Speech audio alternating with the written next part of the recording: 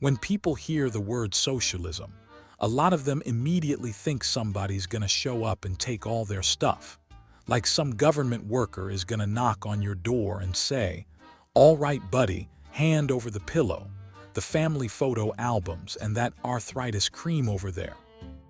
That's not really what Marx, Engels, or Lenin were talking about. When they talked about the means of production, they weren't talking about your personal belongings. They weren't talking about your clothes, your truck, your fishing pole, or even your uncle's auto shop. They were talking about the big stuff society needs to keep the lights on and keep food on people's tables. They were talking about factories, railroads, power plants, banks, hospitals, shipping networks, and communication systems.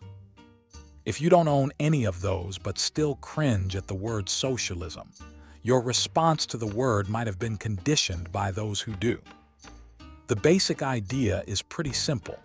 If millions of people rely on something and millions of workers are involved in making it run, maybe it shouldn't be organized in a way where a small group of investors can squeeze as much profit out of it as possible, while people avoid going to the doctor or skip meals just to afford rent.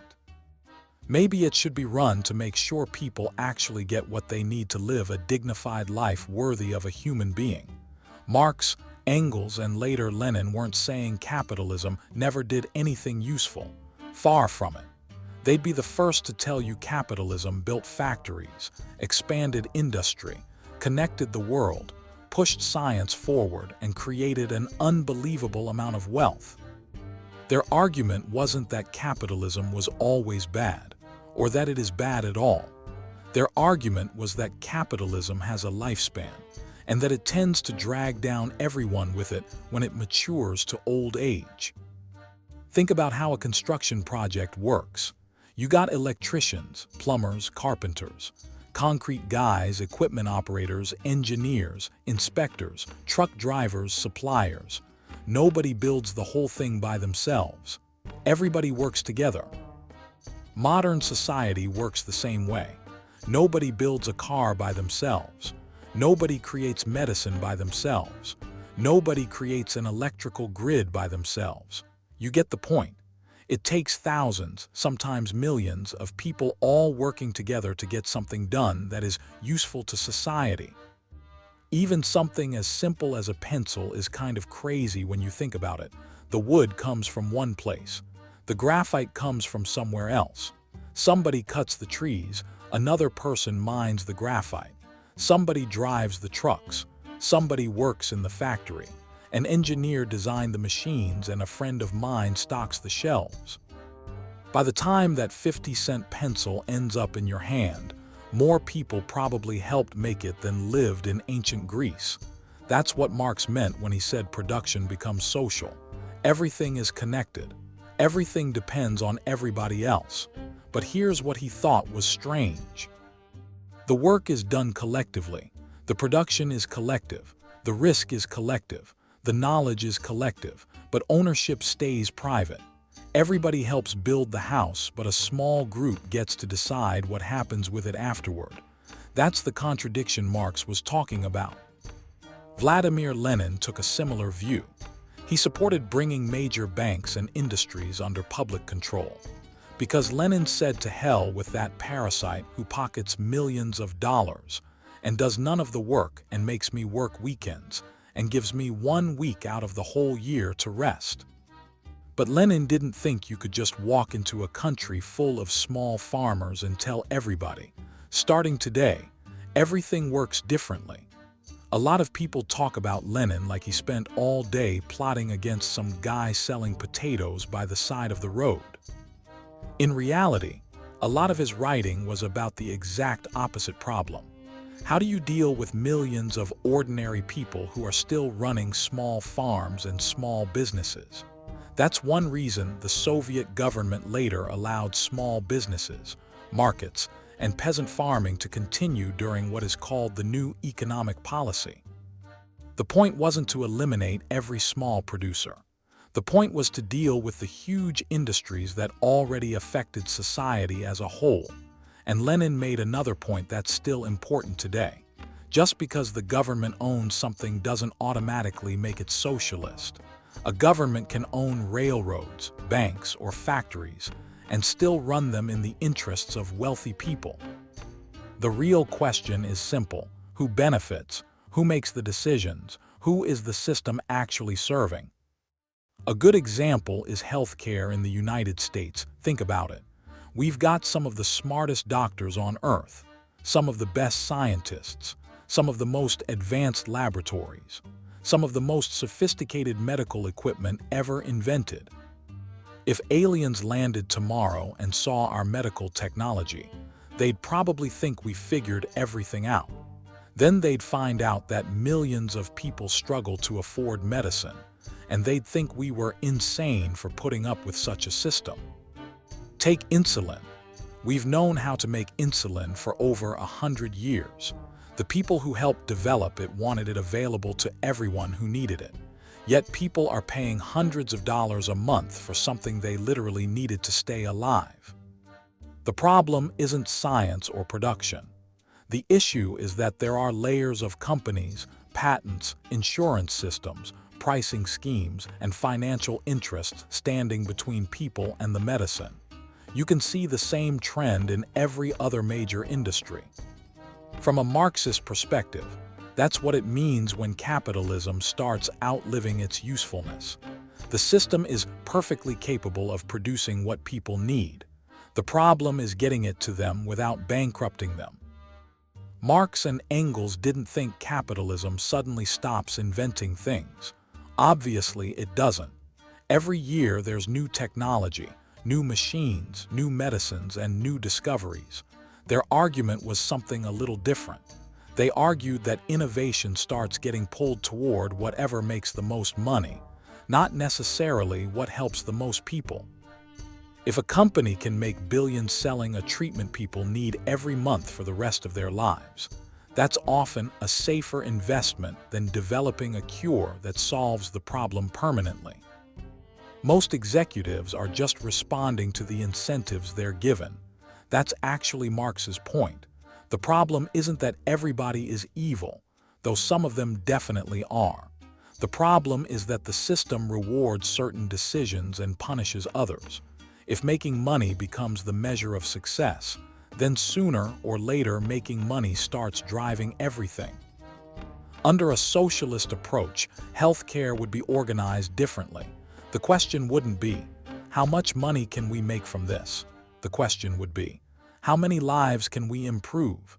Insurance executives and such leeches who have sent millions to early graves would finally have to face the families they've harmed.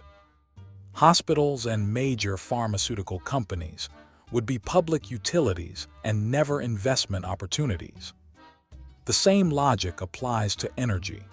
Every home, hospital, factory, and school need electricity.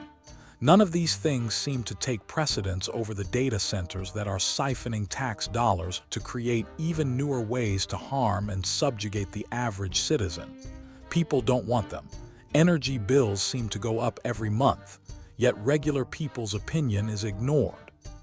Supporters of public ownership argue that energy decisions should be based on reliability, long-term planning, affordability, and public need, not on making next quarter's earnings report look good. Did those shareholders invent electricity, build the grid, restore power after storms? No. They bought shares, collect dividends, and expect the public to pay more so their investments keep growing. Banks would be another major area. Banks don't just hold money. They decide where money goes, who gets loans, mortgages, investment, and who gets turned down.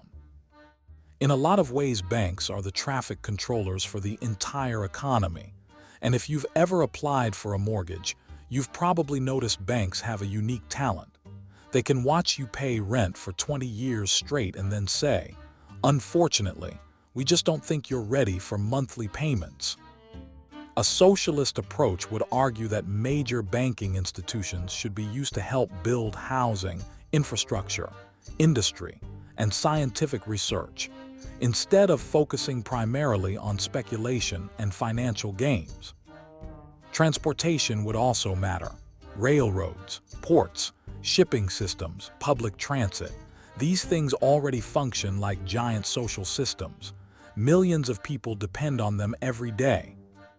If a railroad shuts down, it affects farmers, factories, truck drivers, grocery stores, and families hundreds of miles away.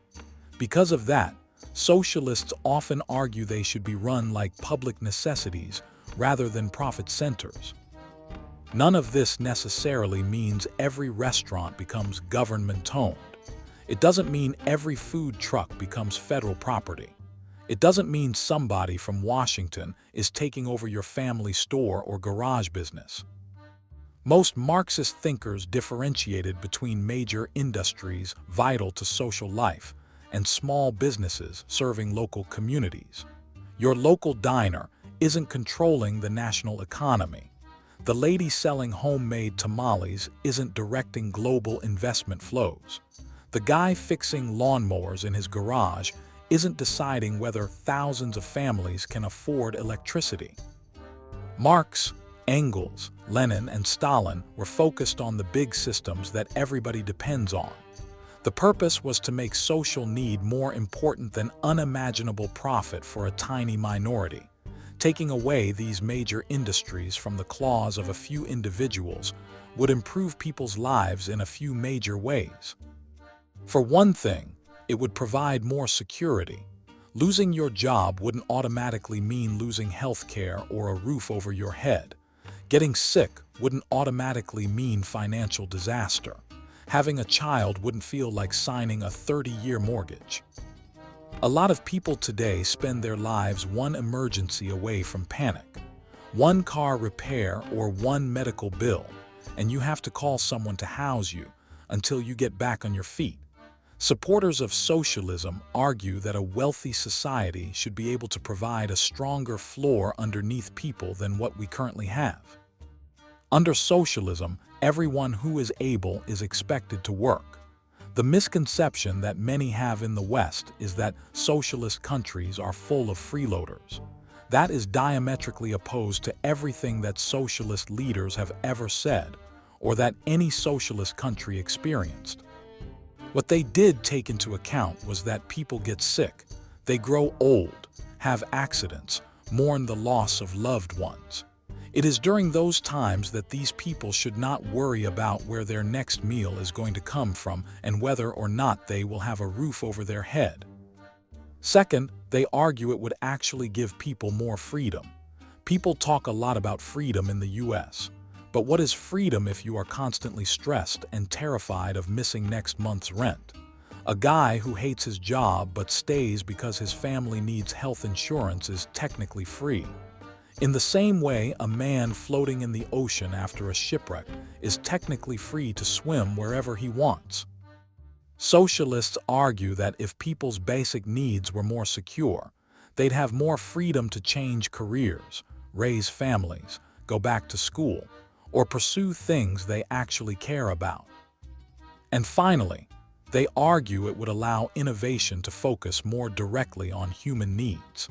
The goal would be making sure society's enormous productive power is aimed at improving life and giving workers a dignified existence. At the end of the day, that's really the crux of the argument for socialism. We already have the workers, factories, technology, and knowledge. The question is whether those things should serve profit for the ruling class or whether they should serve people. Please consider subscribing if you enjoyed the video.